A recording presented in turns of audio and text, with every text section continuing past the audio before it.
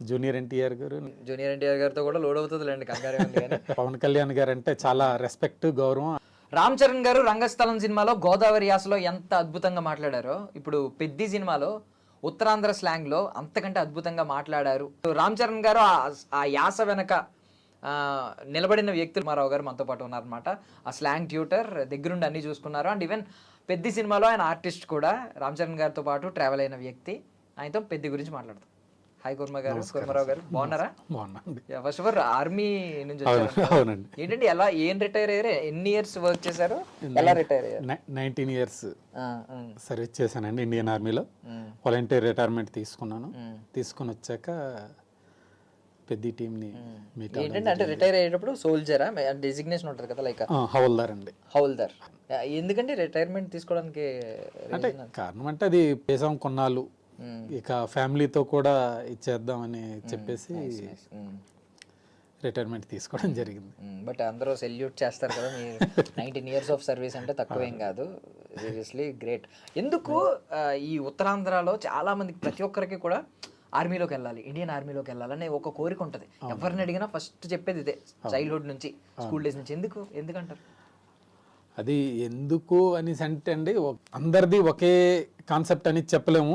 First of all అయితే ఎవరికైనా సరే స్టార్టింగ్ ఉన్నదైతే జాబ్. రెండోది ఏంటంటే కొంచెం ఫిజికల్గా హార్డ్ ఉంటారండి. కొంచెం ఆ పొలం పనులు చేస్తూ, ఒకవేళ చదువుకున్నా సరే ఆ వ్యవసాయం పనులు తల్లిదండ్రులు తీసుకెళ్ళడం, ఆ హార్డు ఇదంతా ఉంటుంది కాబట్టి కొంచెం త్వరగా సెలెక్ట్ అవుతారు. నెక్స్ట్ అనమాట అక్కడికి వెళ్ళిన తర్వాత దాంట్లో చాలా ఈజీగా ఇమడగలుగుతారు, ఆ ట్రైనింగ్ని తట్టుకోగలరు. వాళ్ళ అక్కడికి వెళ్ళిన తర్వాత నెక్స్ట్ వాళ్ళు ట్రైన్ చేసిన తర్వాత ఫుల్ ఫ్లెడ్జెడ్ సోల్జర్, దేశభక్తి అన్నీ ఆటోమేటిక్గా ఇన్వాల్వ్ అయిపోతారు. సోల్జర్గా మారిన తర్వాత ఫిజికల్లీ స్ట్రాంగ్ ఉండడం, అండ్ ఇంకోటి ఏంటంటే ఫిజికలీ నెక్స్ట్ మెంటలీ స్ట్రాంగ్ ఉంటారండి. సో వెల్కమ్ బ్యాక్ అండి. ఇప్పుడు వచ్చారు, మంచిగా ఆర్టిస్ట్ అవుతున్నారు. So first of all Ram Charan గారితో ట్రావెల్ అయ్యారు. మీరు ఎవరు అభిమాని? అభిమాని అంటే అందరినీ గౌరవిస్తామండి. అంటే మనస్ఫూర్తిగా గౌరవించేది అయితే పవన్ కళ్యాణ్ గారు అంటే చాలా రెస్పెక్ట్, గౌరవం. ఆయన జీవన విధానం ఏంటి మొత్తం అంతా లైక్ చేస్తాం. నెక్స్ట్ ఒక సినీ సైడ్ నుంచి ఒక ఫేవరెట్ ఉంటుంది కదండి, అదైతే జూనియర్ ఎన్టీఆర్ గారు, నెక్స్ట్ రామ్ చరణ్ గారు అయినా సరే. సో జూనియర్ ఎన్టీఆర్ గారితో కూడా లోడ్ అవుతుందిలేండి, కంగారే ఉంది కానీ. చరణ్ గారితో మీ వాగ్బలం దీనివల్ల ఒకవేళ అది కూడా కుదిరితే చాలా సంతోషం అవ్వాలని కోరుకుంటున్నాం. అండ్ ఇప్పుడు చరణ్ గారి విషయానికి వస్తే, చరణ్ గారిని దగ్గరుండి చూశారు. అవునండి. సో ఆర్మీ మ్యాన్ అంటే మీరు చాలా ఇప్పుడే మాట్లాడుకున్నాం కదా, మనం ఫిజికల్లీ స్ట్రాంగ్ ఉంటారు, మెంటల్లీ స్ట్రాంగ్ ఉంటారు, ఇలాంటి పర్సన్, ఇలాంటి అన్ని మాట్లాడుకున్నాం క్వాలిటీస్. రామ్ చరణ్ గారు ఆ బాడీ పెహల్వాన్ గా వస్తున్నప్పుడు, ఆ బాడీ కానీ చూసినప్పుడు మీకు ఏమనిపించింది? ఆయన్ని చూసేటప్పుడు అయితే చాలాసార్లు ఆశ్చర్యం అనిపించిందండి. ఎందుకనేసి అంటే ఒక మూవీ కోసం ఒక బాడీ అనేసి అంటే దాన్ని రెడీ చేసుకోవచ్చు, దానికోసం ట్రైన్ తీసుకుంటారు, దానికోసం కొంత టైం కేటాయిస్తారు. ఆ మూవీ కోసం ఆ బాడీ అంటే రెడీ చేసుకోవచ్చు, ఏ ఆర్టిస్ట్ అయినా, మనమైనా, ఏదైనా, అది పాసిబుల్. కానీ ఒకే మూవీలో డిఫరెంట్ వేరియేషన్స్, క్రికెటర్గా ఒక లుక్కు, మళ్ళా కుస్తీగా ఒక లుక్కు, మళ్ళీ నెక్స్ట్ ఇంకో లుక్, అంటే ఒకే మూవీ కోసం ఒకే జర్నీలో దగ్గర డ్యూరేషన్లో అసలు బాడీని అలా ట్రాన్స్ఫర్మేషన్ చేయడం అనేసి అంటే మాత్రం అది పాసిబుల్ కాదు.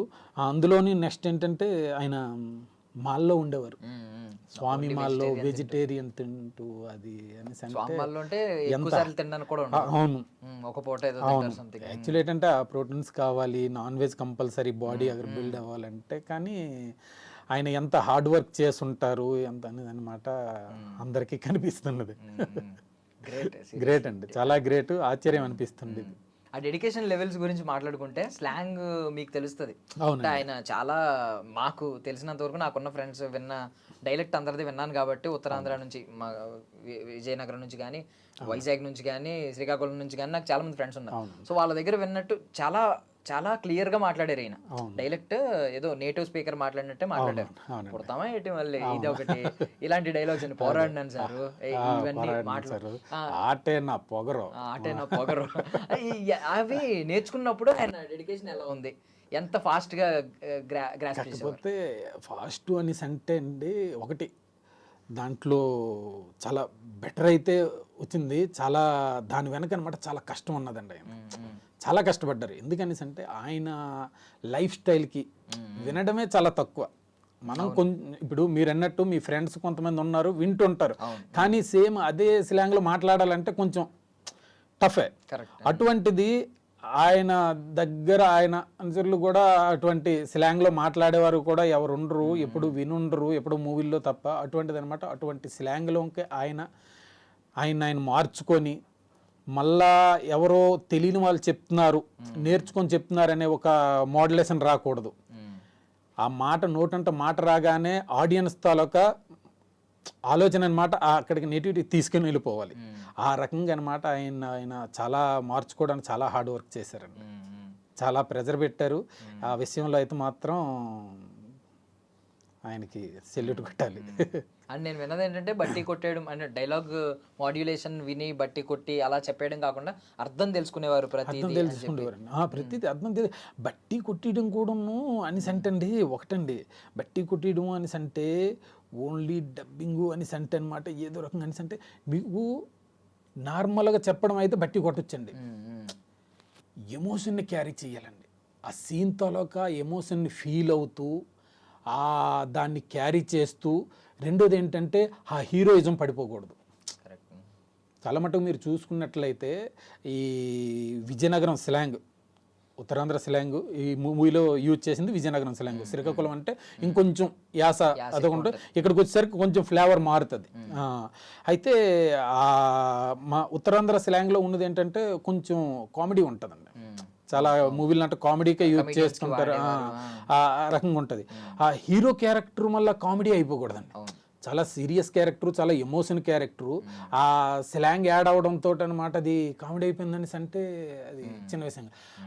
అంటే ఆ హీరోయిజాన్ని డౌన్ అవ్వకన్నా ఆ హీరోయిజాన్ని చూపిస్తూ ఎమోషన్ని క్యారీ చేస్తూ అది చిన్న సవాల్ కాదండి ఆయనకి. చాలా పెద్ద ఇదే చేశారు ఆయన అయితే. చాలా హార్డ్ వర్క్ చేశారు, దాన్ని చాలా చక్కగా పండించారు. నెక్స్ట్ ఆయన చెప్పితే అదొక వినడానికి కూడా చాలా ఆనందంగా ఉండేది, అదొక బ్యూటీ ఉండేదండి ఆయన చెప్పడంలోనూ. చూడండి, పుడతామా ఏటి మళ్ళీ ఆయన వయసులో వచ్చేసరికి ఇప్పుడు మేము చెప్తున్నది వేరు, కానీ ఆయన చెప్పేటప్పుడు మేము వినేసరికి మాకే చాలా ఆనందంగా ఉండేది. మన యాసని రామ్ చరణ్ గారి వాయిస్లో మనం వినబోతున్నాం. నెక్స్ట్ అనమాట ఓవరాల్ తెలుగు ఆడియన్స్ వినబోతున్నారు అనేసి అంటే అనమాట అది చాలా హ్యాపీగా ఉండేది. నెక్స్ట్ అనమాట ఒక అందంగా ఉండేదండి ఆయన నోట్ అంటే వస్తుంటే చాలా బాగుండేది. సో సీన్స్ చూస్తున్నప్పుడు, యాక్ట్ చేస్తున్నప్పుడు ఎమోషనల్ సీన్స్ కనిపిస్తున్నాయి కదా, లైక్ ఢిల్లీలో గ్లాసులు కడుగుతూ ఏడుస్తూ ఉండే నేను పోరాడినాను సారు అని చాలా ఎమోషనల్ గా చెప్తా ఉంటారు. అవునవునండి. చాలా మంది ఏంటంటే లైక్ చిరంజీవి గారు వింటేజ్ క్యారెక్టర్స్ ఆపద్ బాంధవుల్లో ఆ శివలింగం మట్టితో చేసి తీసి కొంచెం ఎమోషనల్ గా ఏడిపించేసిన క్యారెక్టర్స్ ఉన్నాయి. లైక్ చాలా కంపేర్ చేశారు. అంటే చిరంజీవి పులి కరుపున పులే పుడుతుంది ఇలా అంటూ ఉంటారు కదా, మీకు ఎక్కడైనా వింటేజ్ చిరంజీవి గారు గుర్తొచ్చారా చరణ్ గారిని చూసినప్పుడు? అలాంటి ఎమోషనల్ సీన్స్ కానీ ఆ జీన్స్ అండి అవి చాలాసార్లు అంటే ఆయన బాడీ లాంగ్వేజ్లో ఆ చిరంజీవి గారు కనబడడం, మీరు అన్నట్టు అనమాట సేమ్ ఆ ఢిల్లీ ఎపిసోడ్లో అట్లంటే అనమాట అనిపిస్తుంది. నెక్స్ట్ అనమాట మా వాళ్ళు కూడా, మా టీము కూడా మేము డిస్కషన్ చేసుకునేటప్పుడు కూడా ఈ టాపిక్ వచ్చింది. చిరంజీవి గారు కనిపిస్తున్నారు కదా అనే ఒక ఇదైతే మాత్రం యాక్చువల్లీ అది రైట్ అండి. ఎందుకంటే ఒకటి జీన్సు, రెండోది ఏంటంటే అండి, ఒకటి ఆయన అంటే ఒకటి చిరంజీవిలా గారిలా కనబడడం అనేసి అంటే ఒకటి జీన్స్ ఉంటాయి, ఆ పోలికలు, అది కొంత మ్యాచ్, అది కాదు ఆ పెర్ఫార్మెన్స్, ఆ యాక్టింగ్. అంటే ఆయనంత యాక్టింగ్ అనేసి అంటే ఆయన వెనకాతలు ఎంత హార్డ్ వర్క్ ఉన్నది అనేది మాత్రం గమనించవలసిందేనండి. సో మీరు లంచ్ బాక్స్ ఏదో షేర్ చేసుకున్నారు, ఒక లంచ్ బాక్స్ ఏదో మీకు కూడా షేర్ చేసుకున్నారని చెప్పి బయట విన్నాం.